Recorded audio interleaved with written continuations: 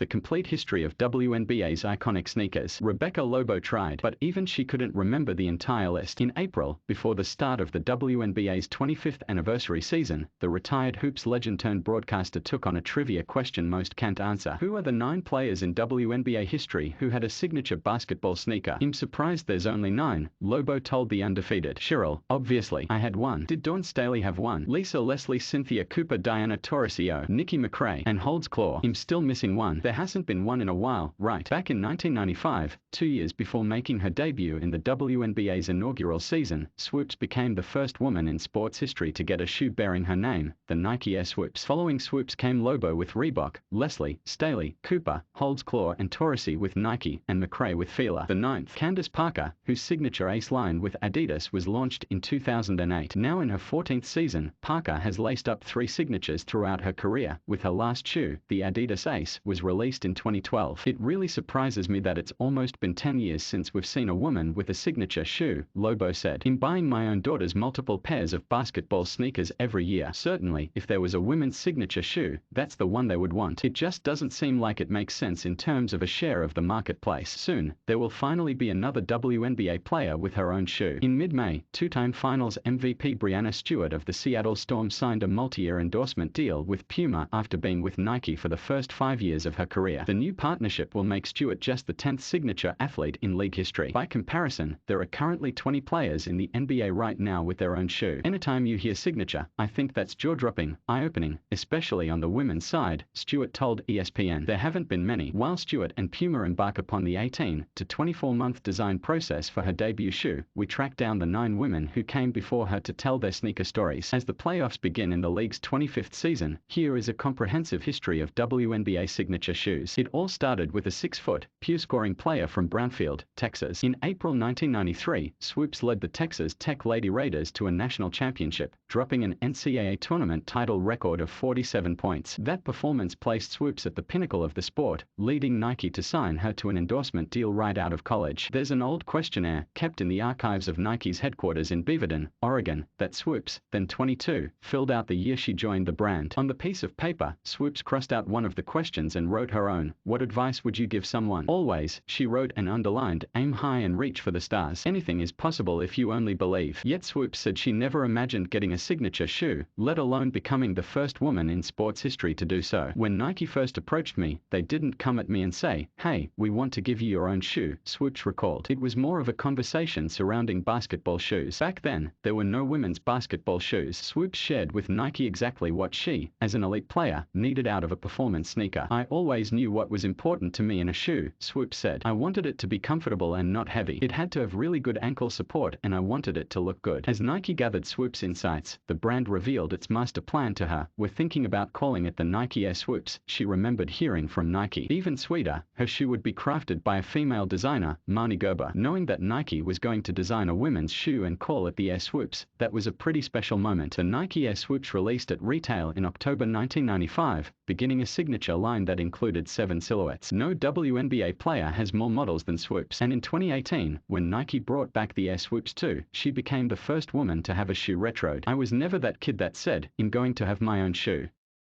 That just wasn't something I thought was even possible, Swoops said. When I think about it, I understand how big of a moment that was, not just for me, but for so many young girls and women coming after me. Aaron Dodson, coach Oriema told me, Reebok is interested in signing you, Lobo remembered. He said, I think you need to get an agent. It was the spring of 1995, and Oriema's University of Connecticut women's basketball team had just won an NCAA title to complete a perfect 35-0 season, during which the Huskies were sponsored by Reebok. After Lobo was named the unanimous National Player of the Year, she skipped her college graduation to try out for Team USA. A month before she made the roster for the 1996 Olympics, Lobo traveled to Reebok's headquarters in Stoughton, Massachusetts, where she signed a deal with the brand, fittingly, in a building full of young girls on Take Your Daughter to Work Day. I remember my agent saying, Reebok doesn't have any other women's basketball players. This is the way to go for you, Lobo recalled. Their first offer wasn't for a ton of money, but I said to my agent, it's enough for me to buy a used car. I've never owned a car before. Not only did Lobo's agent negotiate a more lucrative contract, he secured a commitment from the brand to deliver her a signature shoe. Reebok had an ad campaign called The Promise, Lobo said. It was an ad in magazines, on t-shirts. Basically, I'm a promise you made to yourself when you were a little kid and I'm coming true.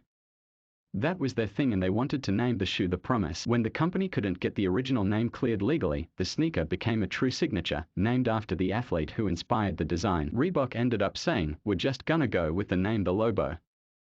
I was like, even better. After Team USA won gold, Lobo became one of the first 3 players to join and headline the newly formed WNBA. Swoops went to Houston, Leslie went to Los Angeles, and Lobo started her pro career in the league's biggest market with the New York Liberty. She cherishes a memory of seeing the Lobo at a store in New York City, around the time she debuted the shoe in the WNBA's inaugural game in 1997. Reebok It Foot Locker. I walked by a lady Foot Locker, Lobo recalled. They were the exclusive place you could get my shoe. I remember seeing a banner of me and they also had these 5/7 postcards with me holding up the shoe. When I was a kid, I loved to walk by sneaker stores or walk in. I didn't have a lot of money to get them but was just checking stuff out. So I just remember seeing the display and being like, that's really, really cool. Aaron Dodson. When the Los Angeles Times reported that Leslie was being assigned to the WNBA's new Los Angeles franchise in late 1996, it didn't highlight the fact that she was a former USC standout who had once scored 101 points in a high school game. Instead, the paper called her a promising young fashion runway model from Inglewood. At 6'5", Leslie was one of the most dominant players in league history, the first woman to dunk in a WNBA game and a member of the 1996 women's Olympic team. Off the floor, Leslie had been signed to the renowned Wilhelmina modeling agency before she signed with the Sparks. After Swoop's groundbreaking first signature shoe was released in the lead-up to the 1996 games, Nike selected Leslie as its second signature athlete. Most of the women involved in the design of their shoes first stressed performance elements. Leslie, however, brought a whole new flavor to the sneaker game. I patterned my shoe after Chanel, cause I couldn't afford Chanel back in the day, she said with a laugh. So I wanted my Nike shoe to have a little Chanel puff on it. With a quilted black leather upper reminiscent of the French designer's multi-$1,000 handbags, Leslie's Total Air 9 model also featured Nike's then groundbreaking Total Air Max unit in full-length form. I always wear silver jewelry, so it had the silver swoosh on there, she added. It had my touch on there. At $140, it was also the highest-priced signature shoe of the 90s era of women's models. Nike launched the shoes with a TV commercial dubbed Little Rascals, featuring Leslie getting playing advice from 3 young girls at the mall. Decades later, high-fashion brands regularly collaborate with athletic brands, but Leslie's insight to incorporate luxury details was ahead of the curve. I appreciate Nike allowing me to be a part of the process, because you hear people talk about, and I really helped design that shoe, she said. I loved it and I was really thankful. After a 12-year career with the Sparks, Leslie retired in 2009 as the league's all-time leader in both points and rebounds. Being part of that select signature sneaker group is a point of pride all these years later. It was awesome, she said. To have your own shoes, who wouldn't want that? It's what dreams are made of. Nick Paula. Staley traveled to the Nike headquarters in the mid-90s to attend a meeting on marketing female athletes. The company had gathered its brand representatives and women's basketball endorsers to discuss culture and sneakers. Different models of performance footwear made their way around the room for feedback, and the lifelong sneakerhead in Staley took over. In her mind, this session was the moment she earned her signature shoe. Growing up in the projects of North Philly, I was just so up on shoes, said Staley, now the coach of the University of South Carolina women's basketball team. I didn't really care what I looked like from my ankles up, as long as ankles down were nice, new and clean. And I think that came off as super cool to Nike authentic. Staley didn't officially debut the Nike Zoom S5 until her first WNBA season in 1999, having started her pro career with a 2-year stint in the American Basketball League. However, during the design process of her shoe, she took a sample pair to a blacktop court in Philadelphia, where in 1996, Nike commissioned a 67 by 100-foot mural of the future signature athlete. The prototype probably wasn't wearable, but, yeah, I took him back to my hood to get some feedback, Staley recalled. Nobody had a bad thing to say about it, because I think they were all in, or that I actually had a signature shoe. The S5, crafted with a supportive strap system, stabilizing mold carbon fiber, and Zoom air cushion soles, looked like a pair of gloves and, at Staley's request, fit like them, too. I wanted a leather shoe that had a little shine to it, she said. Not too high or too low, a good height where I could maneuver, but I couldn't have a lot of movement in my shoe. I needed that tightness. I got the most out of my game with that feel on my feet. Staley speaks of her shoe with great pride and a bold proclamation about its place in the history of women's basketball sneakers. I think my shoe was the flyest of them all, she said. Some women's shoes look like women's shoes. I didn't think my shoe looked like a woman's shoe. It looked like a dude could really appreciate it and wear it. The Zoom S5 was a beautiful shoe. Nike needs to bring that thing back. Aaron Dodson. In the late 90s, the Houston Comets built the first dynasty of the WNBA, and during their run to 4 straight championships, the Houston Chronicle published a weekly QA series called Coop Scoop, with the squad's leader, Cynthia Cooper. Why don't you have a sneaker bearing your name?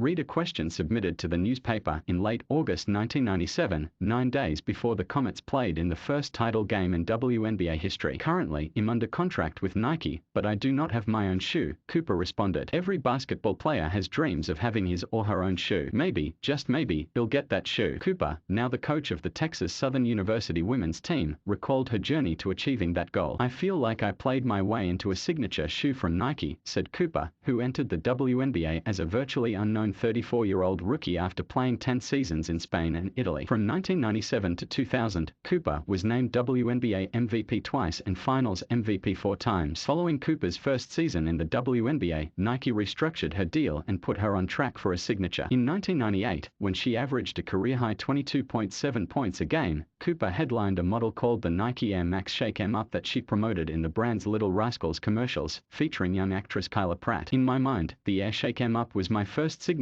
shoe, Cooper said. I know it wasn't technically, but, man, I loved that shoe. Cooper wasn't the only one who regarded it as her first shoe. Her mother, Mary Cobbs, was surely proud. You had to see my mom walking around in the Air Shake 'Em Up, Cooper recalled. She wore my shoes around the house. She had to represent. She was like, my daughter has her own shoe. Cobbs knew Cooper had an official signature on the way, though she never got to see it. Cooper's mother died from breast cancer in February 1999, 6 months before August 1st release of the Nike Air C14. Less than 2 weeks after it dropped, Cooper's best friend and Comets teammate Kim Perot died from brain and lung cancer at age 32. 3 for 10 is the phrase, a nod to Perot's jersey number, that the Comets used to rally their run to a third straight championship. In September 1999, Houston completed that quest, with Cooper named Finals MVP. That year I wore the C14S will always stand out in my mind, she said. I had Mom and 10 written on my shoe after I had lost 2 people who were very special to me. So that shoe is memorable. Aaron Dodson. When the WNBA expanded by 2 teams in 1998, adding 1 franchise in Detroit and another in Washington, speedy scoring guard Nikki McCray became the first player signed to the Washington Mystics. At that same time, her Converse shoe deal was set to expire. She had signed that deal ahead of the 1996 games and her lone 1997 season in the ABL, where she became the rival league's first MVP. Fila came calling, looking to complement the success it was having at the time with Grant Hill's signature series on the men's side. The company offered a deal worth $1 million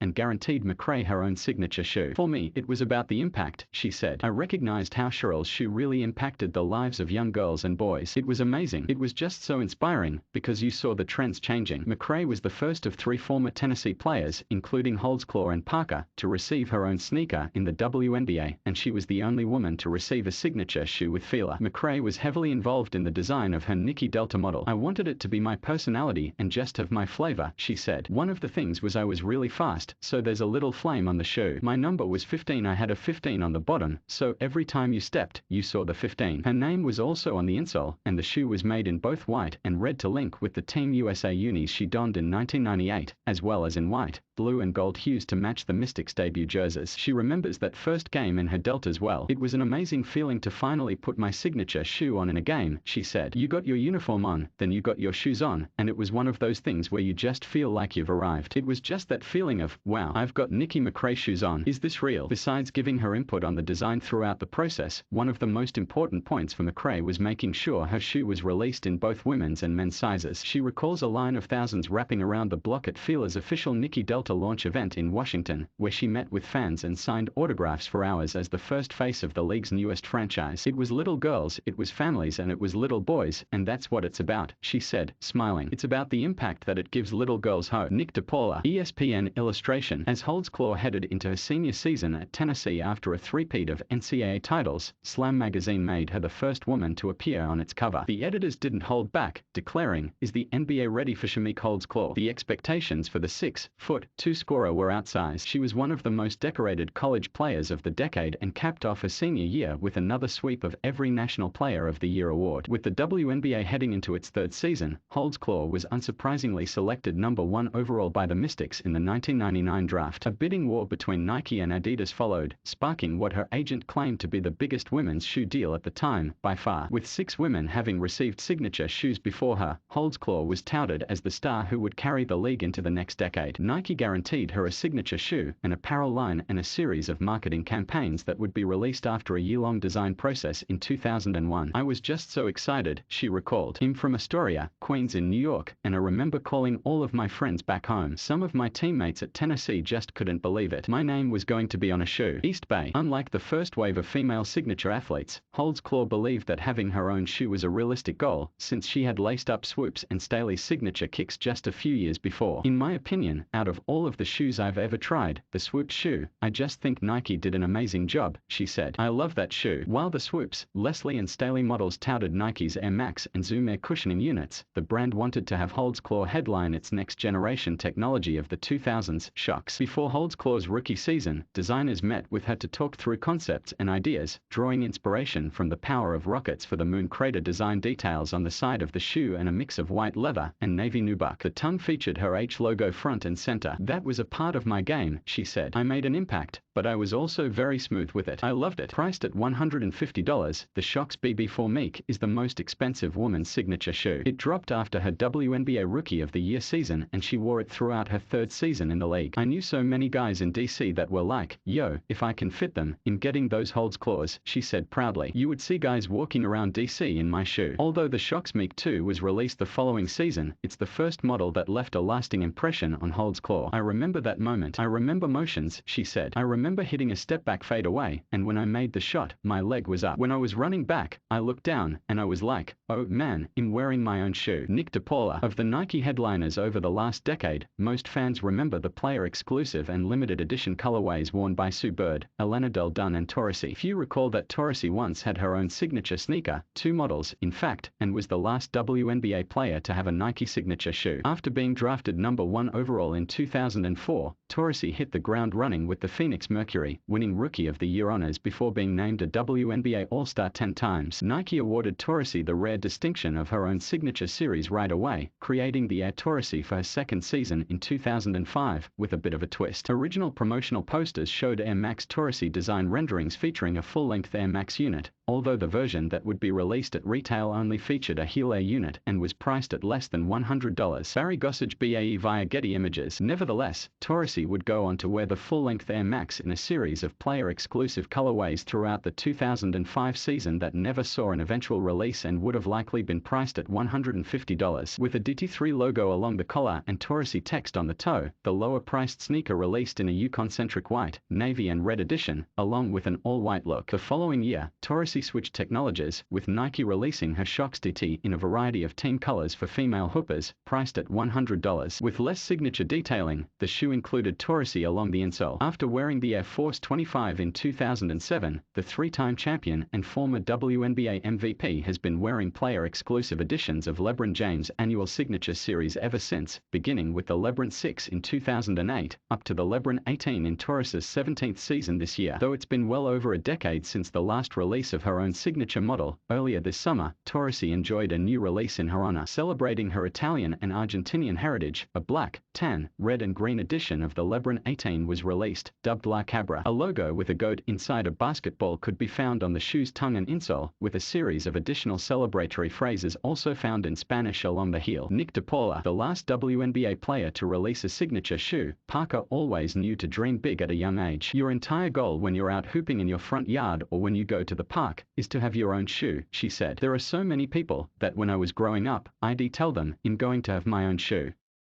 They would say, well, girls don't do that. She had an answer ready every time. I'm like, well, good thing I'm not a girl. I'm a woman, so we're going to do this, she said. One of the most touted college prospects to enter the league, Parker landed a long-term deal with Adidas in 2008 after leaving the Adidas-sponsored Lady Vols, opting for 3 stripes over the swoosh, along with the promise of a signature shoe. It was like a perfect storm and we really matched, she said. They really wanted to make that dream become a reality. Drafting off of the last 3 letters of her first name, the brand launched her series under the Ace nickname. Her logo incorporated a swooping 3 for her jersey number, which also reads as a heart when tilted. It's not a king, it's not a queen, and there's no gender with an ace, she said. It's about the person and the human being. Beginning in 2010, Adidas went on to release 2 Ace signature shoes for Parker, who requested elements such as a support strap and a multicolored outsole inspired by her love for Skittles on her first shoe, the Ace Commander. Her second shoe, the Ace Versatility, featured an intricate stitch pattern along the collar that also spelled out Ace. I think it had had a huge impact, because you may not be the first, but there's gotta be someone that can show they can continue it, she said. Now a full decade removed from the last retail release of her Ace line, Parker has been wearing player exclusives of Adidas' newest basketball sneakers in each season since. After 13 seasons in Los Angeles, her first trip to the playoffs with the Chicago Sky will coincide with a launch featuring her Ace logo. The brand is releasing 3 colorways of the Exhibit A sneaker inspired by Parker, with added logos, details and storytelling throughout. I feel like every part of my life has been represented in the shoes, from my Tennessee days to Napperville, out to LA and then back home again, she said. The gray colorway represents the concrete under the basketball hoop at her childhood home where she'd learned to play the game with her father. Black and gold honors her decorated career, with highlights including an Olympic gold medal and WNBA championship. The vivid orange edition honors her time at Tennessee. Every pair includes her daughter Layla's name on the underside of one tongue, with for Pat under the other tongue, a nod to her college coach Pat Summitt. A familiar calming phrase from Summitt that Parker also has tattooed on her right forearm, left foot, right foot, breathe, repeat, can be found on the insole. On the heel tab, a childhood mantra drafting off of her name serves as added inspiration. I had 2 older brothers that were great at everything, she recalled. I remember I would doubt myself. My mom would say, can do. Considering the decade-long drought in the creation of women's signature sneakers, having player-exclusive editions of a new Adidas basketball shoe released at retail marks a major step toward the potential return of yet another Ace signature model. It's really special, and I do believe in women's sports and I do believe in women's power in selling, she said. To see this come to light and see all that's come since in the 10 years in between, it means a lot to me. Nick DePaula. Coming tomorrow, the Signature Roundtable. The players discuss how they found out they were getting a signature shoe, its meaning for the current generation, and their favorite memories. Aaron Dodson is a sports and culture writer at The Undefeated. He primarily writes on sneakers, apparel, and hosts the platform's Sneaker Box video series. During Michael Jordan's 2 seasons playing for the Washington Wizards in the early 2000s, the Flint Air Jordan 9 sparked his passion for kicks. Nick DePaula is a footwear industry and lifestyle writer at The Undefeated. The Sacramento native has been based in Portland, OR, for the last decade, a main hub of sneaker company HQs. He'll often argue that How to Lose a Guy in 10 Days is actually an underrated movie, largely because it's the only time his Sacramento Kings have made the NBA Finals.